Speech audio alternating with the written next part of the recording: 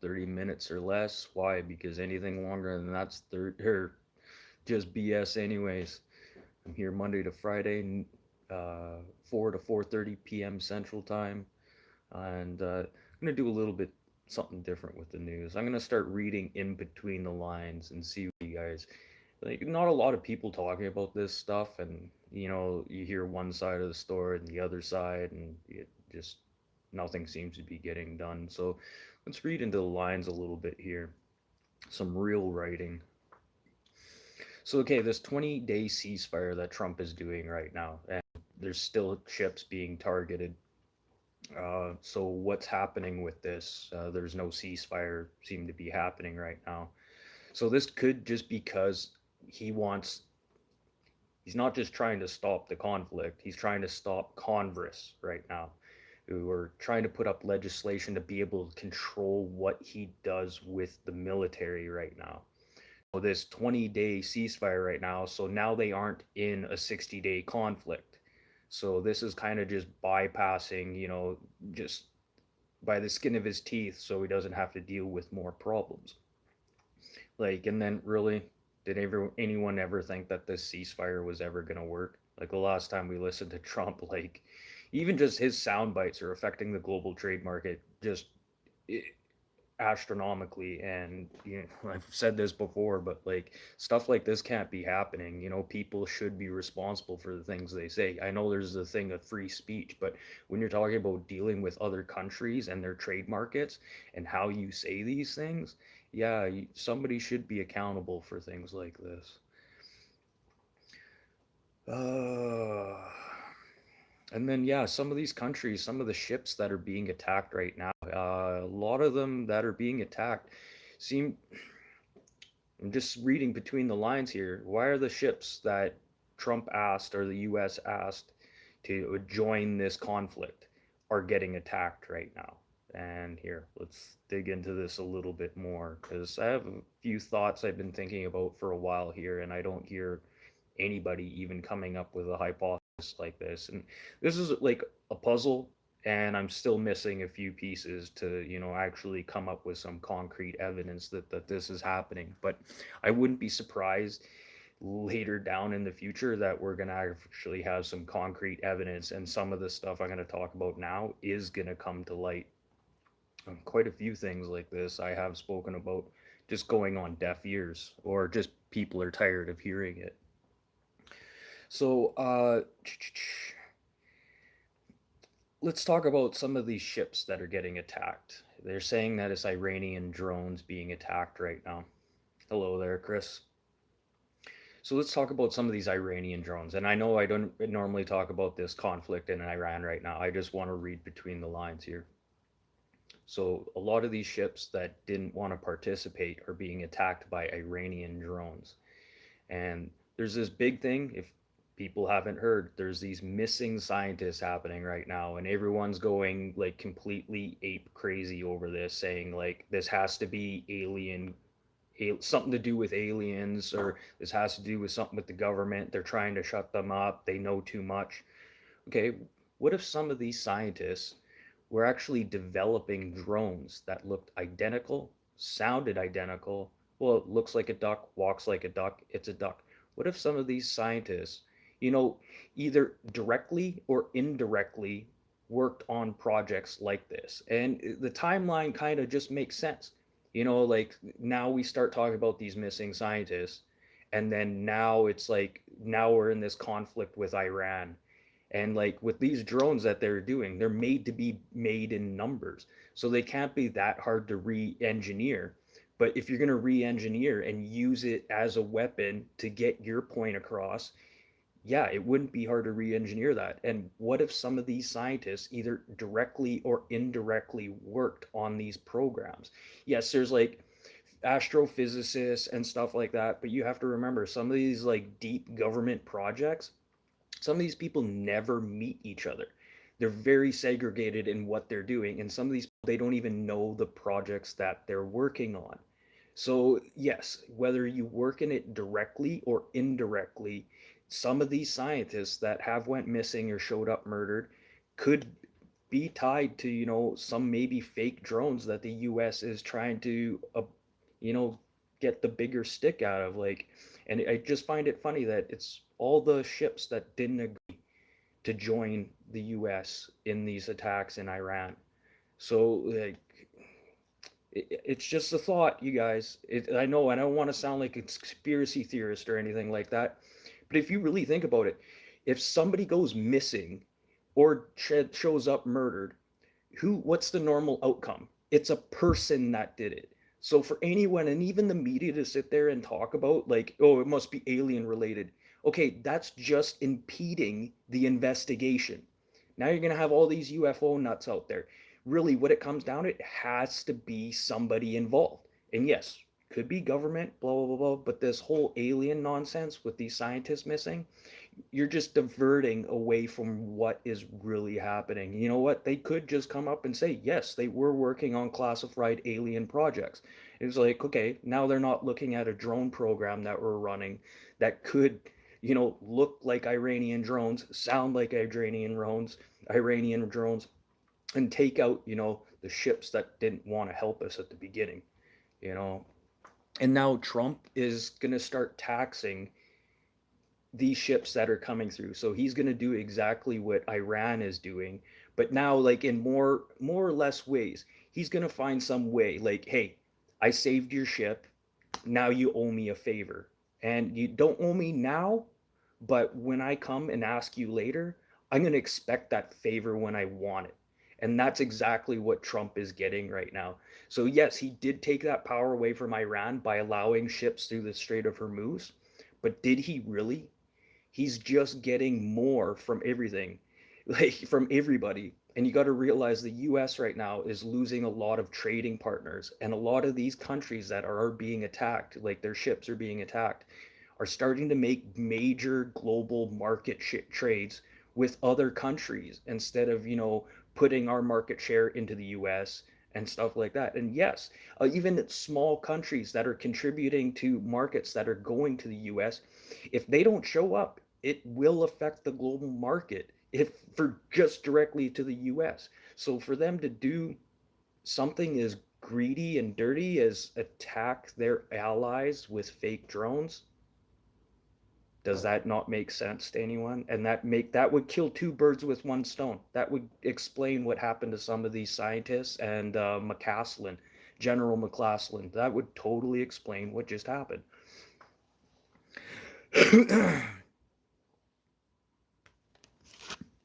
Well, now some places they're trying to restrict voting laws right now. Oh yeah, and then some U.S. service members had went missing. If you read the headlines, well, missing. The headline is just U.S. service members missing, but they weren't in action. They were on a hike in Morocco after they had done their exercises for the period of time, and they went for a hike and never came back. So if you hear anyone trying to point that finger at, it's a direct result of what happened to Iran, no, it wasn't a direct result of what's happening in Iran. It was a whole separate incident that just, and think about how many U.S. service members go missing overseas as well. It happens more than you think. But the way I see the headlines and stuff like that, typical media, they're gonna, like, make it sound, and only people will read that headline, and they'll be like, okay, I read the headline, I'm good enough. But now they're gonna assume that these people went missing, like that's contributed to the Iran conflict, and which is very incorrect. But that's just the way people think. And that's good for them. Hey Tolga, can't believe you're up, man. Oh, and then over here to Canada, Pierre Polyev, yeah, he's coming up with some excuses here now why he won't go for his security clearance. So pretty much what he's saying right now is, if I go get my security clearance and I talk about anything I read that's top secret or government secrets, I could go to jail and be prosecuted for that. Well, yeah, it's not like you're going to go out there and blurt all these, like, top secret documents. Or what are you saying? You have too big of a mouth that you won't get your top security clearance? Like, what's going on? And then, with what Pierre Polyev is saying against Carney and stuff like that, there's a lot of other people that have their security clearance and passed with flying colors. Yes, there's people who have got their security clearance and have had it pulled, but after they've been in office for so long. So this is another issue that Pierre is probably trying to bring up. And remember, Pierre had the opportunity to get this security clearance before the elections, and he refused to do it because he was worried of persecution. Persecution from what? These top secret documents, you have to keep your mouth shut. That's what it comes down to the end of the day. So stop complaining and say that they're going to use this against you when they can't. The only way that they can use this against you is if you go around and start telling Avery, Dick, and Harry all these top secret and government secrets that you're not supposed to be talking about. So, and I used to be totally PC. And you know what? With what Pierre is doing right now, he's just going to sit there and try and fragment as much as he can to the Liberal Party because that's all he can do for the next 4 years. And instead of like that's what he's doing right now. Instead of looking at what's happening in Alberta, what is he doing about the separatist movement that's happening throughout Alberta? Nothing. If anything, he's trying to help the situation, and he knows at the end of the day that it's not going to go anywhere, but he's going to feed the beast to get the votes. But if he started working on his own province, helping the people there, working on infrastructure, making better deals over there, and working with businesses and corporations to start to expand, which he isn't doing. All he's doing is sound bites. And that's all he'll be able to do for the next 4 years. And especially after losing the Senate vote, like he has no choice now to them to just bitch and complain about the opposition.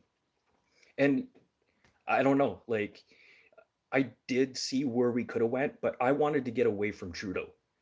And with what Carney is doing right now, I know there's a lot of people, you probably thought this in your head. There's probably a lot of Canadians that are thinking this exact same, even in the well, I'm just going to speak for Canadians, and you have some people probably already thought this. Why are we putting all our eggs in one basket? And it finally, like, and this has been happening for the last 20, 30 years, even before that. I think before we had the Harper administration, started putting money into our infrastructure, and then we had a change of government. And now it was like, here, let's just keep sticking with supplies to the US, and as long as we have good trade with them and a good rapport with them, our market's going to be okay. But that's putting our eggs in one basket. We have all these resources throughout Canada that could be distributed out throughout the world, and we could still get a good payback. And if not, we could get better paybacks. Instead of like our softwood lumber industries right now, this Kuzma deal coming up, that's 70% of the softwood and wood lumber that goes to the United States that will be affected. The softwood lumber and lumber that's exported to the United States right now is paying around 35.2% on tariffs and taxes that are going into the US. And that's out of the 70% of market that goes to the US, that 35.2. So yes, they're paying tariffs and stuff like that on this stuff already, but everyone's talking about the farmers and then the markets that we share within Mexico, but everyone is forgetting about the softwood lumber industry that is happening here in Canada.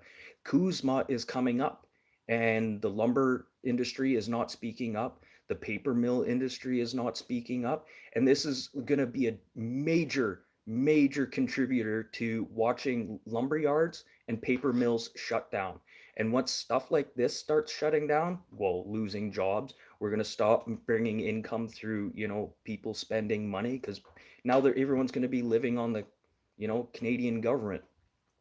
And then not only that, that will affect the pulp mills, because pulp mills get their chips from, sawmills. And, if they can't get pulp to make paper, then the paper mills, this is a huge butterfly effect. Should I keep going? Because then we're going to start losing newspapers. We're going to start losing magazines. We're going to start losing all that stuff. And these industries with newspapers and magazines, they're already struggling enough to just have viewers and subscriptions. Yes, they're trying to switch to the digital age, but if all this stuff happens with these wood mills and these pulp mills, then this could be the final step to, the digital age and the removal of paper. So wicked, wicked butterfly effect that's going to affect, and no one is talking about this. Why? I don't even know why the lumber industry is not talking about this. You think that the lumber industry right now would be like, hey, Carney, hey, hey, don't forget us, don't forget us. And nobody's doing that. It seems to be like the auto industry are the only ones that have their fucking hand up. And you know what? This is the time to put your hand up right now. Yes, Carney's spending a lot of money, but he's spending in industry and to be able to keep jobs so they don't lose into some other foreign industry. And definitely not as a direct result of US tariffs against Canada. So interesting. So that's me reading between the lines today, you guys. And I notice there's a lot more people, and I don't follow the chat very much when I'm in here because it's 30 minutes or less. Why? Because anything longer than that's just BS. So here, I'm going to flip through the comments because I have a little bit of time. Yeah, aliens is the new world CIA for sure.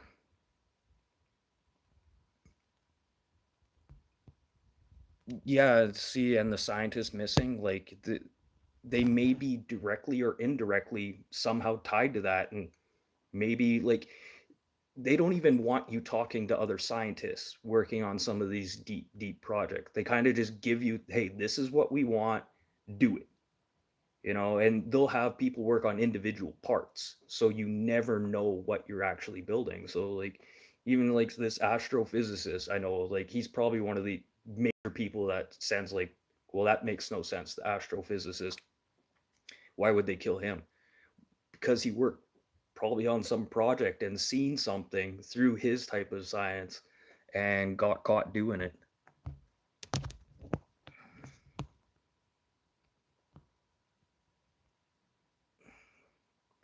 Public voting laws, yeah, I talked about that a little bit.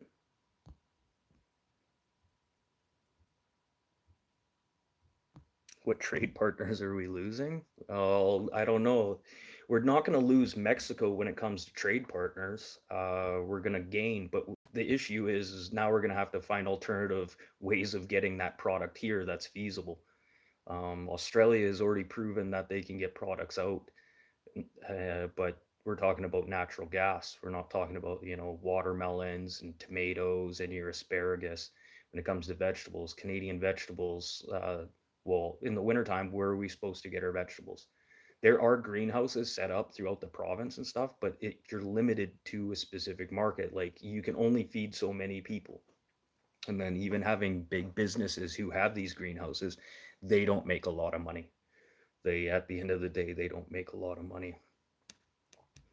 And I wouldn't say Canada has fallen. And no, Canada will not separate within 5 years. It's never going to happen. And Pierre Poilievre's just feeding that beast, eh? Because he knows what's going to happen if he gets into power, because he's not going to allow separation.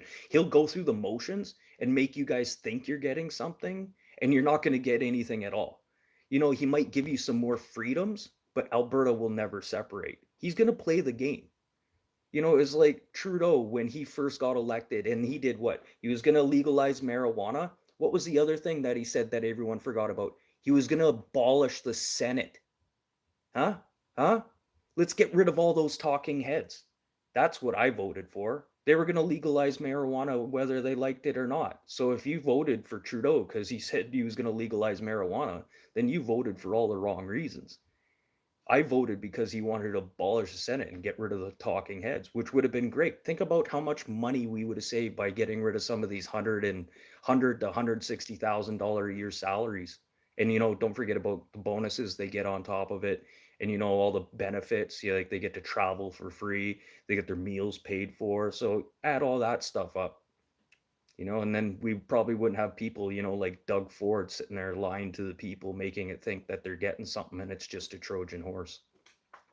See, like you Albertans that are separating, you're getting a Trojan horse. And if you don't realize that, then, move to a different country. Move to Texas, and then you can still play with your guns and stuff too. And then you can still have a wealth of the oil.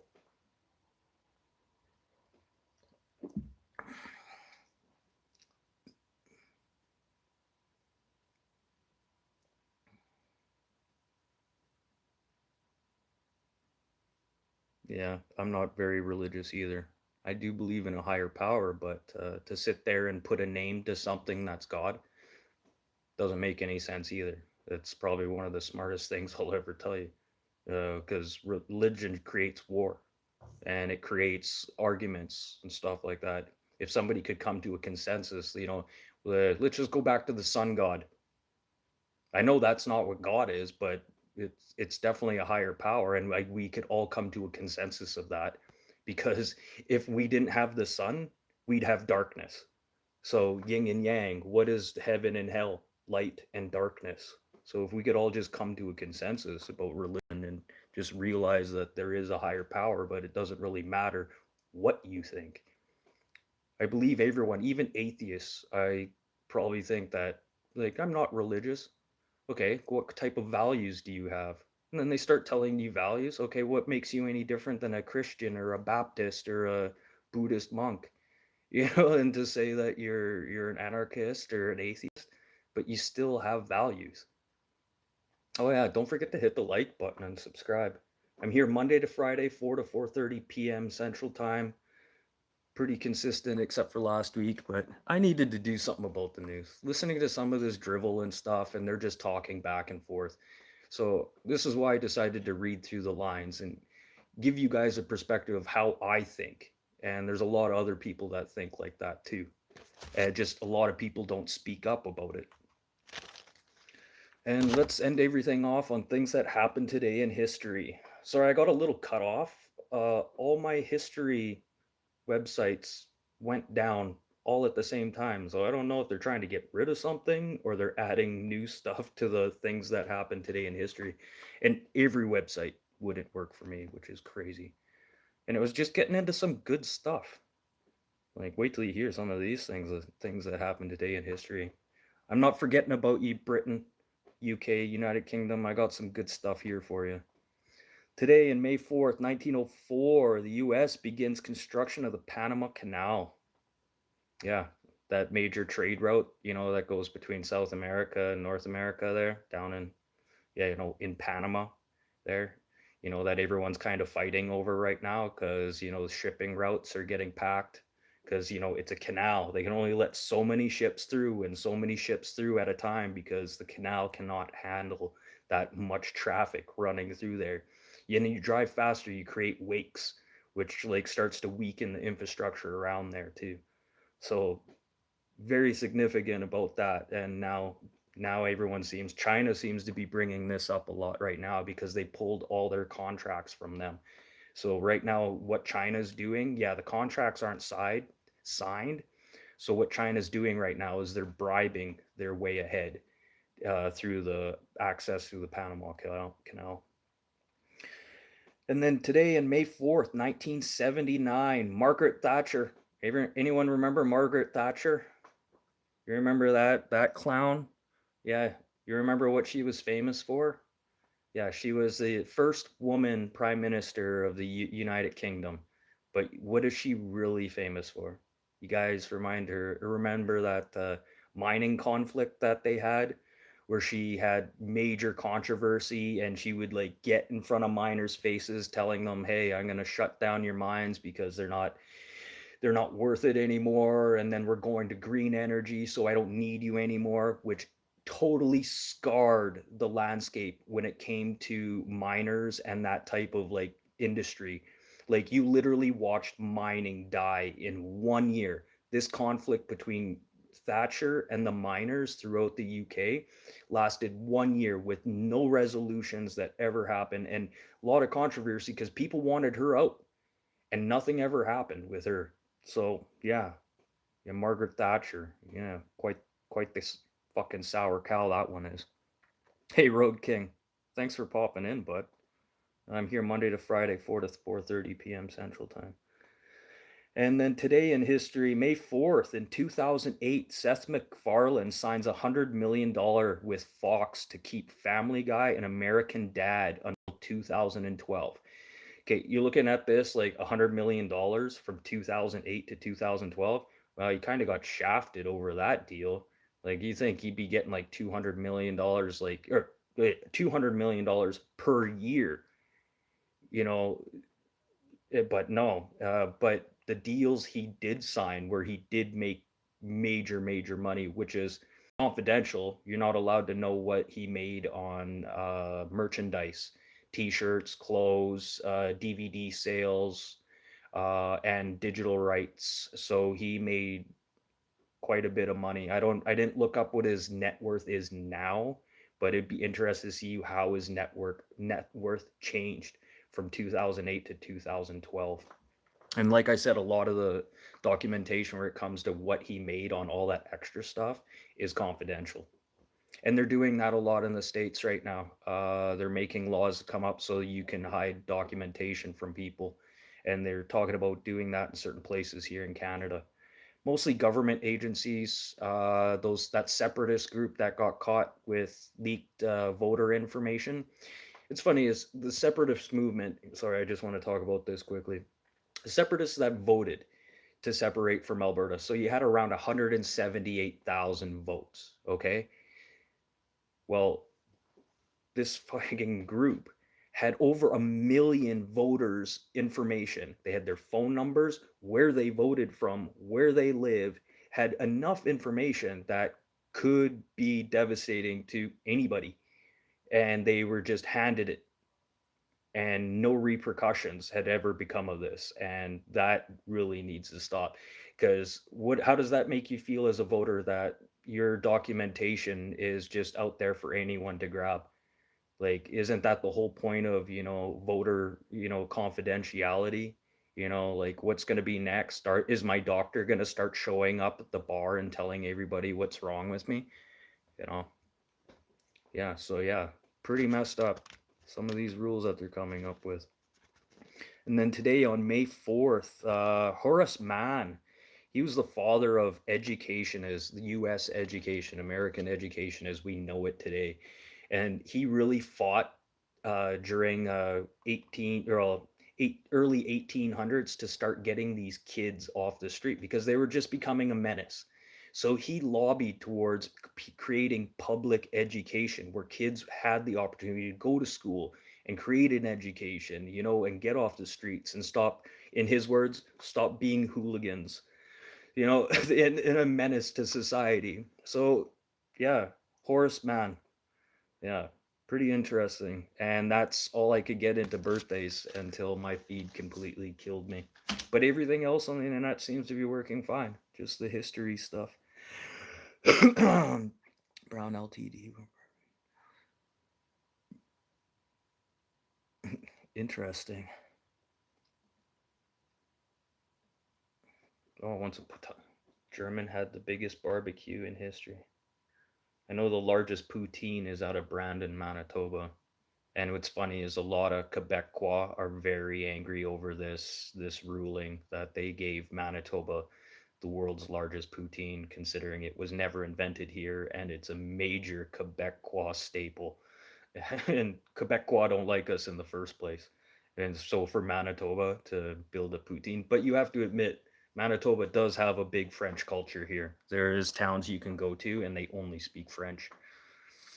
So yeah, that's pretty much it for the news today, guys. Everyone, thanks for popping in. Thanks for the chats, you guys. I always see a lot of numbers and stuff, just not a lot of chats. But yeah, thank you all for popping in. If you missed the beginning, please, I implore you to go back and watch the beginning part. Some real serious stuff that, I felt super important if you came in late.